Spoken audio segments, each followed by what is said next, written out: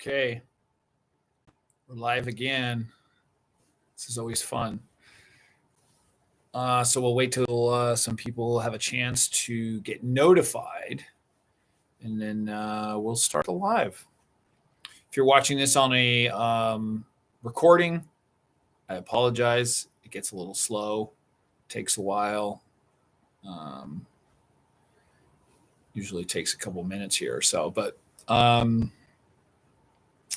yeah, we're answering dad and fatherhood related questions. As people enter, feel free to put your name in the chat, say hello. If you've got any questions, more than happy to see if I can answer them. I love any questions that you have about fatherhood, pregnancy, parenting, anything. I'm always open to it. Let me make sure my email's closed. That's not good. I can hear that in the background. So yeah, put your name in the chat. Let me know where you're coming from. Stephen, I did. Yes, I did a short today about spanking. I did.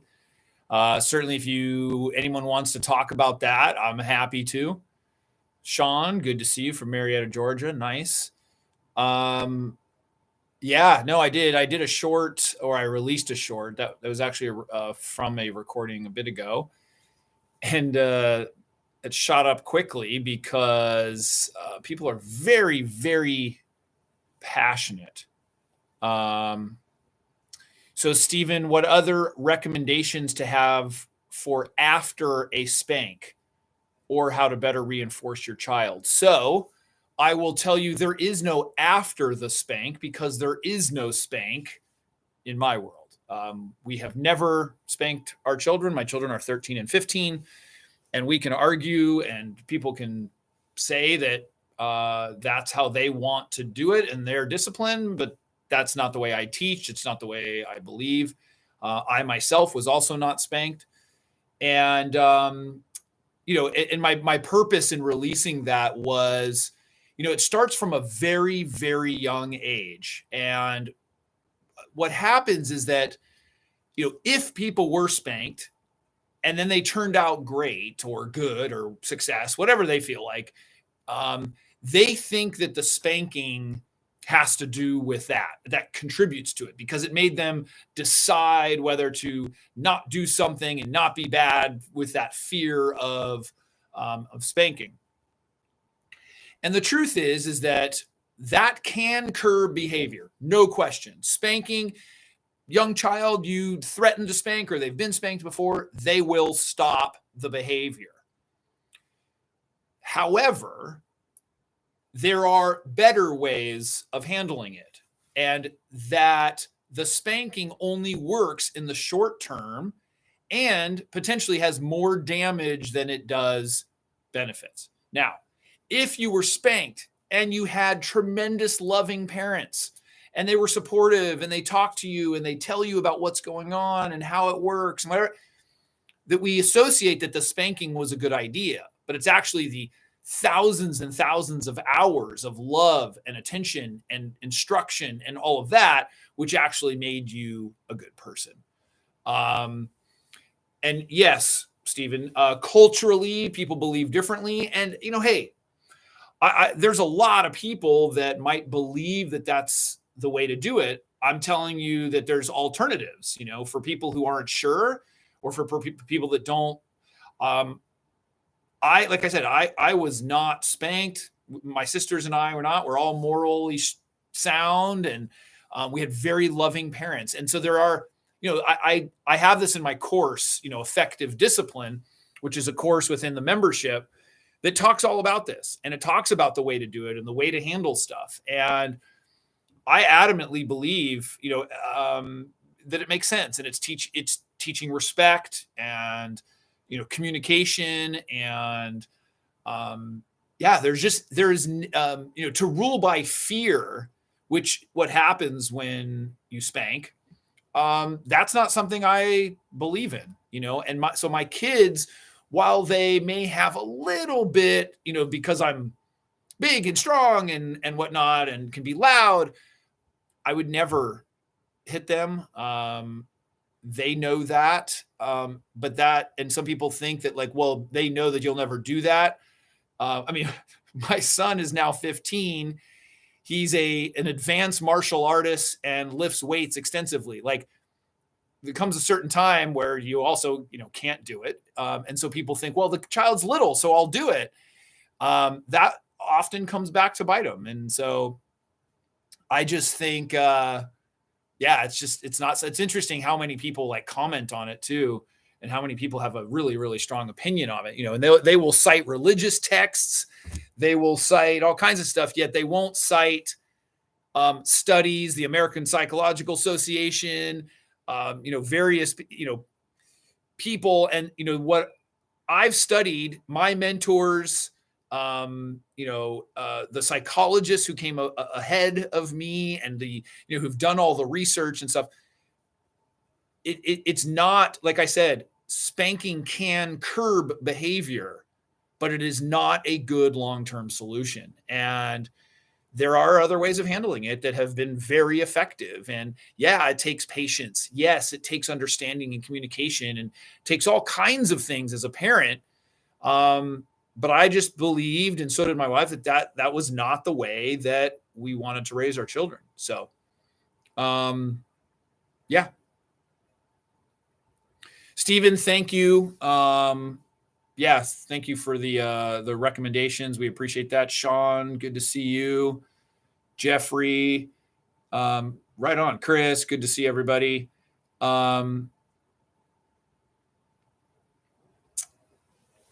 Chris, all of the studies are correlational. I disagree with that. I mean, the American Association of Pediatrics, the American Psychological Association, these are not organizations that have any incentive to say something one way or the other than to what humans are best at. And there are plenty of people who were spanked and probably end up well adjusted, but in my opinion, it's better off not doing that.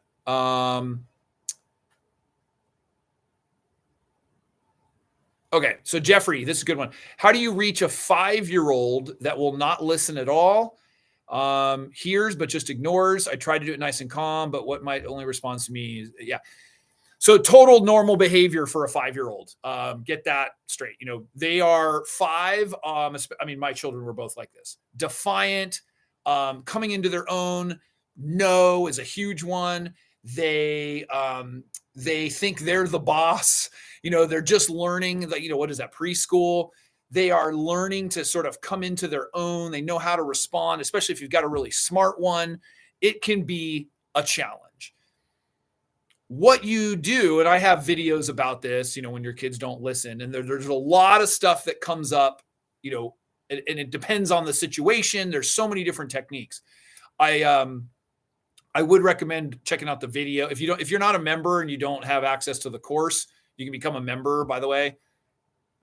Pay what feels good. It's cheap. You can become a monthly member. You have access to all the courses, and we talk about this. It's actually you listening is one of them.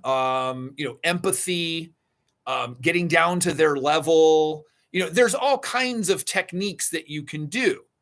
What you also have to realize and become is extremely patient. And I wasn't. I learned to be more patient. But a 5-year-old, that's just what they do. They don't listen. I'm sure somebody's going to chime in and say, oh, well, my 5-year-old is a gem and just is so sweet and listens. Well, you know what? Mine weren't.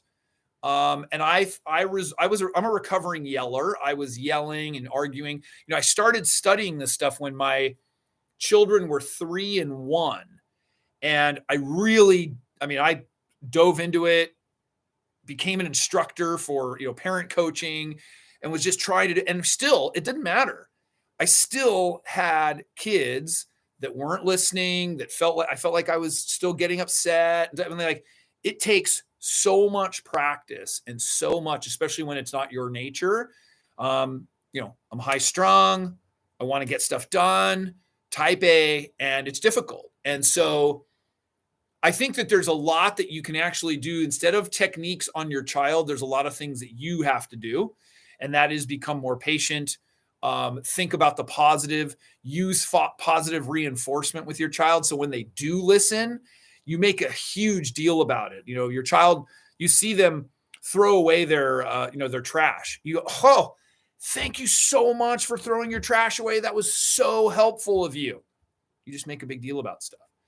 When it's really negative, you don't point it out. You don't criticize. You don't do any of that. You really try to keep the positive reinforcement going. So let me see. Gosh, got a lot of questions here. Let's see.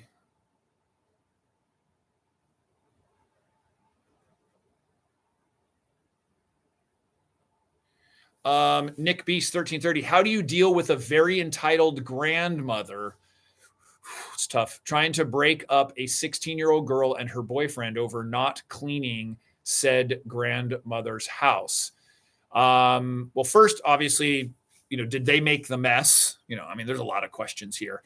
And I think, this is the difficulty with these types of questions. There's so much backstory that you need. Why were her and her boyfriend, asked to do this, and such. I think in any of these cases, grandparents are very set in their ways. You either have grandparents that are very set in their ways, that are not going to listen, that you can do whatever, they want. Or you have grandparents that are like, hey, how can we work through this? And okay, if you have the grandparents that like don't listen and do whatever they want and are difficult, that sometimes, I dare say this, sometimes it's the threat of not having as close of a relationship.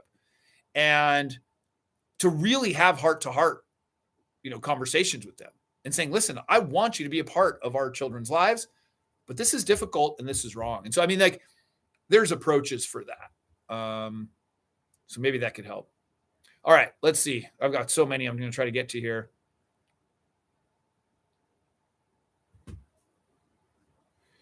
Jerry. So Jerry says, how do you deal with the terrible 2 tantrums? 2-year-old son has tantrums on a daily basis. If he doesn't get what he wants, he tends to lay on the ground and cry. How can I overcome this? Well, first is very much what you said.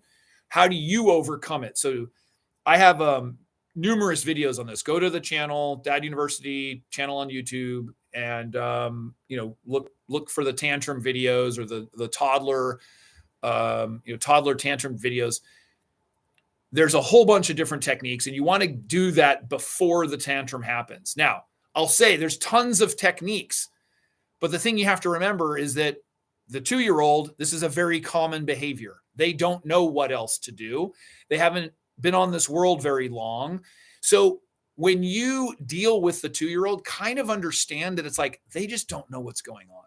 They're not trying to be a jerk. They're not trying to make your life miserable. They're not trying to ruin your day. The child is 2 years old, doesn't even understand what's going on. And all they know is that when they cry and scream, that people pay attention to them. Not even that they're going to get their way. They just know people pay attention to them. So while I've gotten blasted for, saying ignore your child, I don't mean just walk away and completely ignore the child, but ignore them in a way where in either case, you're calm.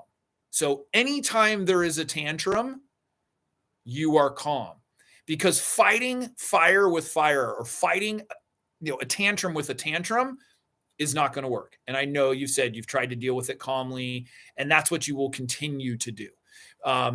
You give the child empathy. You say, wow, I know I'm so mad also that, I don't get this toy, or I know that you're really upset. I see, I'm sorry. I could see that you're really upset. Giving empathy. Again, positive reinforcement, but the bottom line is the 2s are difficult. They were very difficult for me. And even with all the information that I learned and everything else, it is just difficult. So the best thing that you can do is train yourself, and you train yourself to not get upset, know that this is normal behavior, know that they're not out to get you, and think of yourself as a coach. You're like trying to teach this child how to respond, how to deal with the stuff in this world. And when you change your mindset, it helps it helps a tremendous amount, because you look at it differently. You look at the kid crying on the ground, you're like, that kid obviously is trying to communicate something. I mean, that's what a tantrum is. A tantrum is the child communicating about some need that they have. They either want something and didn't get it. They want attention. They could be hungry. They could, and so it's an unmet need. And, part of that is understanding what that need is, and not always, like spoiling the kid and catering to it, but understanding how to deal with that situation. The kid throws a tantrum for wanting a cookie. You're not obviously giving them the cookie, but you could say, oh, I know. I love cookies too. I wish we were having cookies right now. Hey, and then you could redirect them to do something else. You could get involved and play a game. You could, at that age of 2, redirection was a great one with my children. Like their attention span's so short, you just go off and do something different. All right, let's see. Wow. You guys got some good questions here.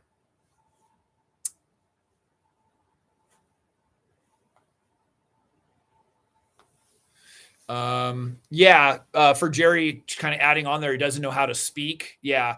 So, you could attempt to do sign language. There's like sign language videos. I mean, our child was really good with like, I want more to eat, drink. I have to, that was really, even like, I want a hug. I mean, there's all kinds of different signs that they could use. So that's good. Cowboy, Garrett, good to see you. Oh, wow. You guys are coming in hot.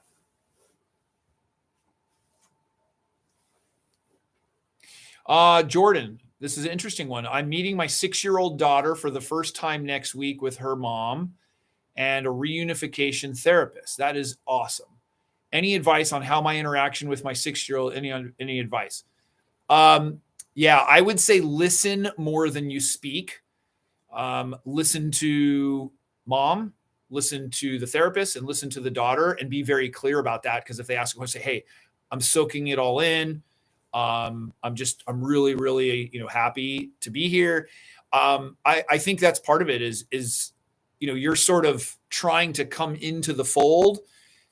That's great. I do appreciate that. And I'd say you listen and don't be defensive. You may have to fall on a sword. I don't know the whole situation. Just be like, I'm trying to make amends or whatever. I don't know the situation. I'm just,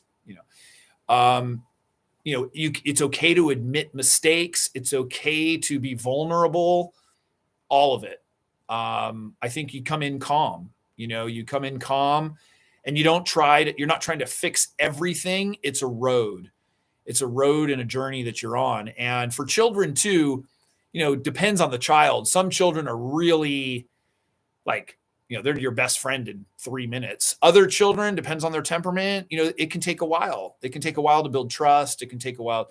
But you want to build trust with mom too, and, because that's the gateway. That's the gateway to you having a relationship with your daughter. So that's cool. Some people are funny. Let's see.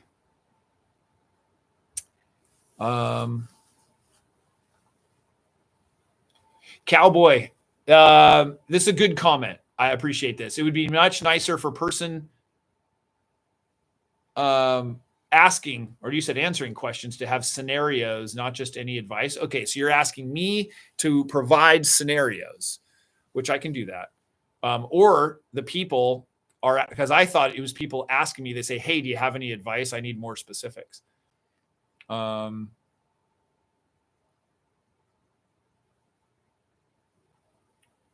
Let's see here.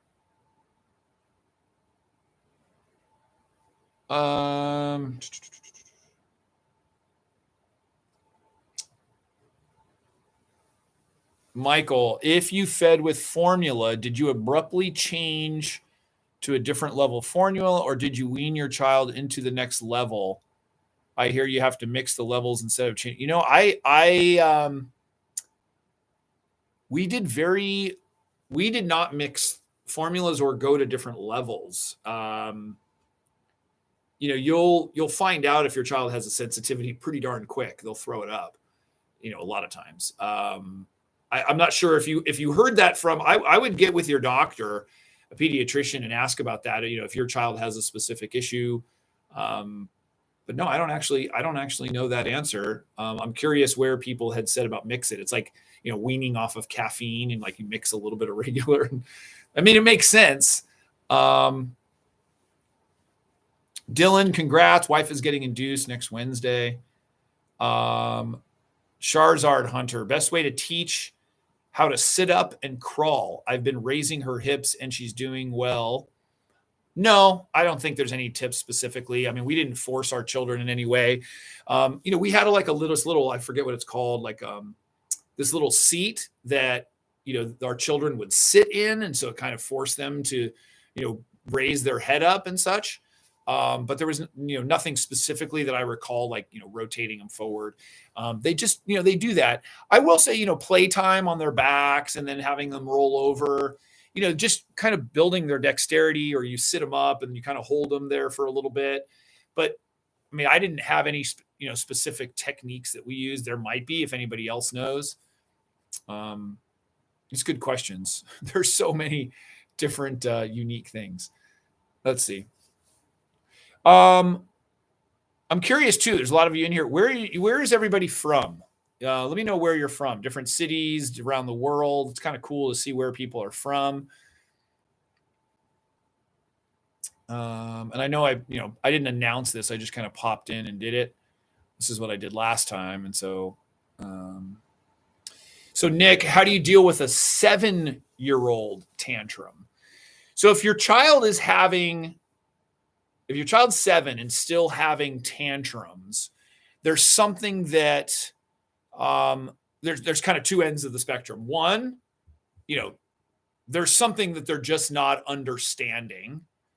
That's kind of, they don't have other ways. And in a sense, we kind of have to take as parents responsibility for it, that they may not have been taught.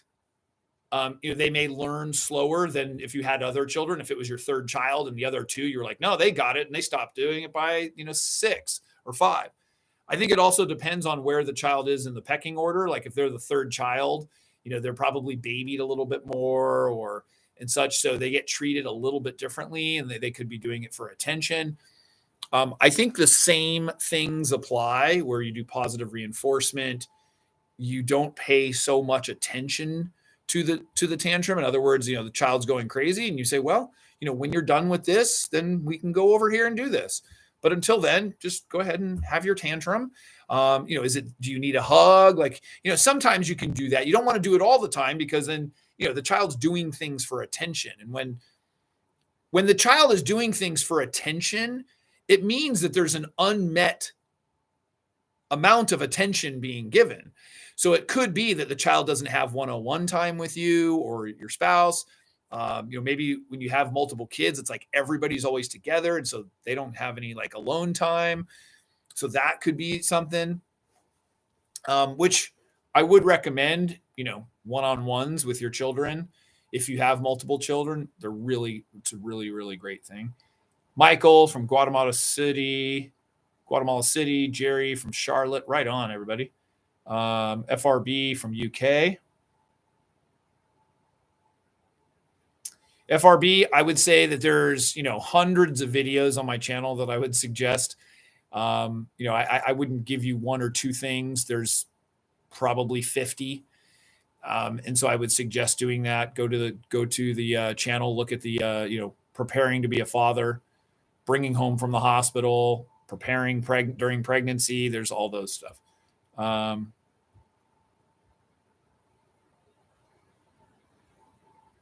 So Anthony, this is interesting.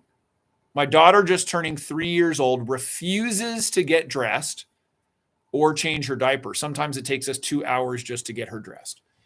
So if she communicates, does she communicate why she doesn't want to get dressed?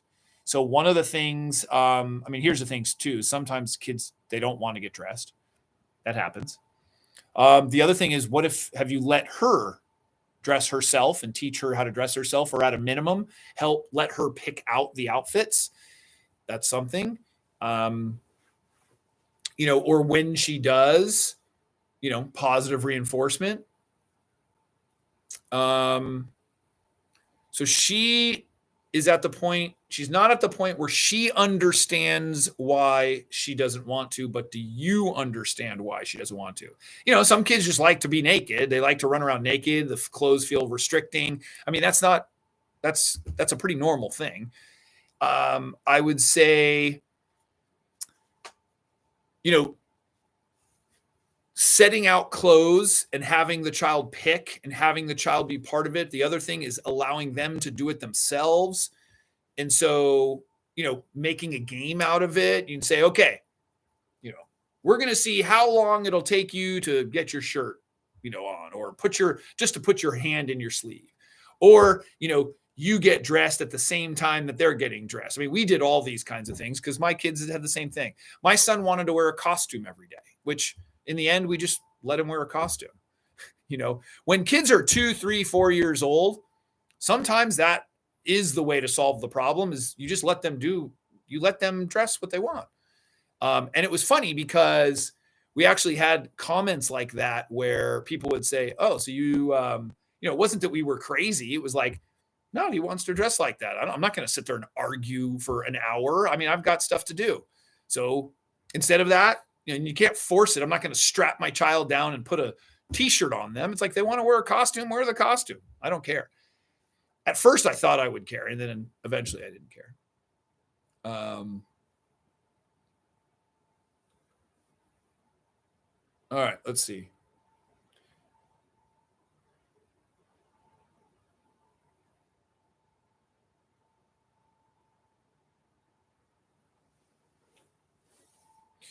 Yeah, Anthony has said you're forcing her. That definitely is not a good way. I think it has to be fun, gentle, a game, and try approaching it that way. That might be a better way to do it.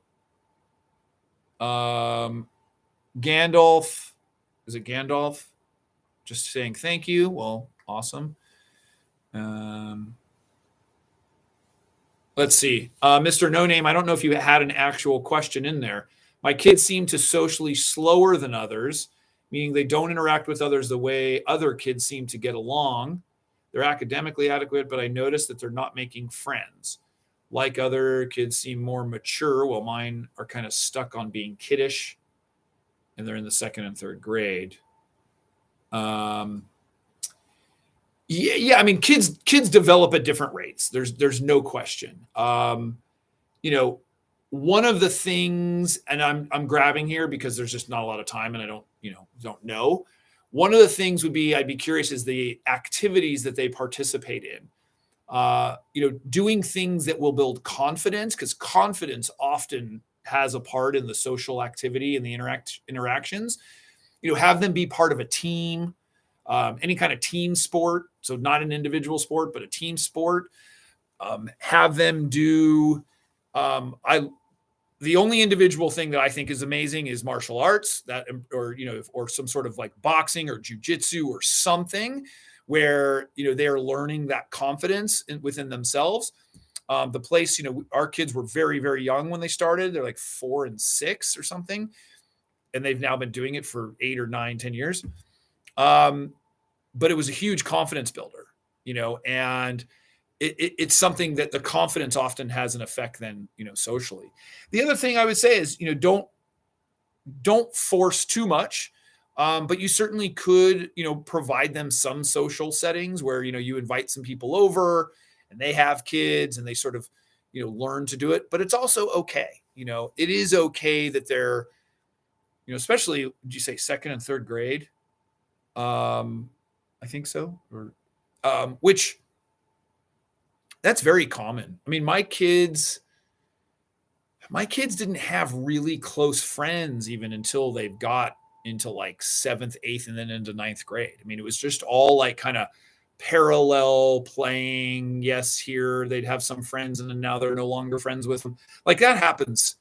And, I think a lot of it is the exposure. And so if you have an opportunity to expose them to a team, like I said, you all kind of working towards a common goal, depending on where you live. But like here in the States, any kind of sports team, if they're not into sports, some sort of performance like a singing or drama or, some kind of club, something where they have a chance to interact with other kids, that would be really good too.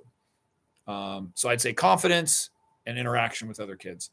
I just have a few minutes here and then I got to get going, but you guys have been great. I appreciate all the questions have been coming in pretty fast. Anthony, awesome.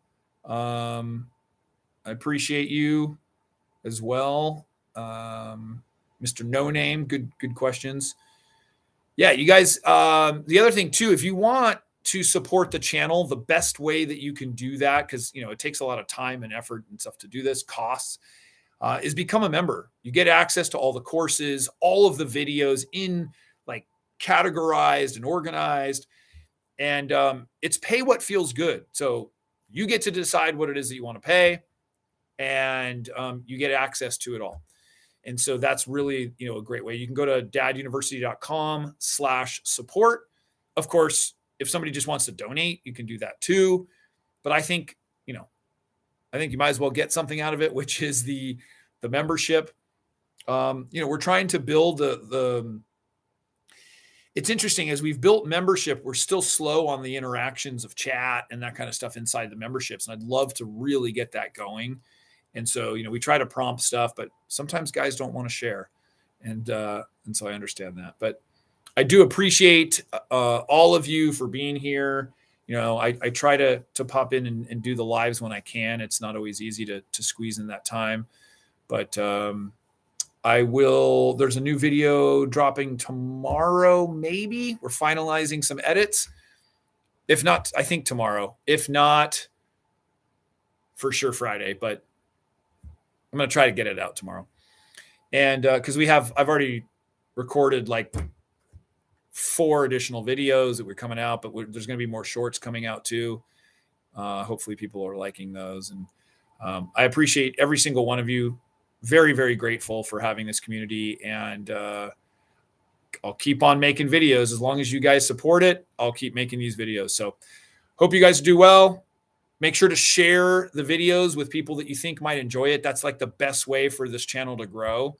It's funny. People are always like, I would think your channel would be bigger, but guys have to share it. You have to share those videos and show other people that that these videos exist, and it really, really helps. So I will see you guys next time.